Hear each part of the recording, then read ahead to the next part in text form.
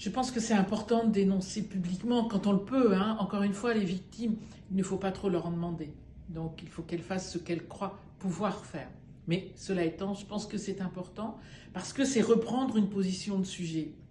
Et quand on est victime, on est un objet dans les mains de son agresseur. On ne peut plus exercer sa volonté ni sa liberté. Et prendre la parole, c'est dire J-E, c'est dire j'existe, je suis devant vous et je suis debout.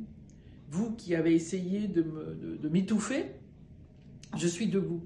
Donc je pense que pour moi c'est très fort symboliquement pour cette raison-là. C'est vraiment redevenir un sujet de droit, de liberté.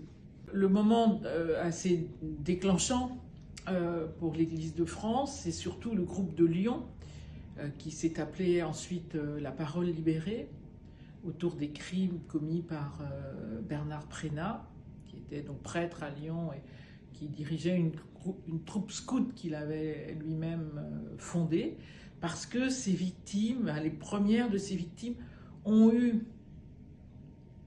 à la fois le courage, la volonté, sans doute le soutien humain, de pouvoir essayer de se reconnaître les uns les autres, de se rassembler et donc de faire corps ensemble pour pouvoir tout doucement, tout ça a pris du temps, hein, mais entrer dans un processus médiatique, de se faire connaître des médias et donc de prendre une parole publique qui à la fois fragilise parce que vous êtes exposé et qui en même temps rend plus fort parce que vous êtes protégé par la parole publique, les deux.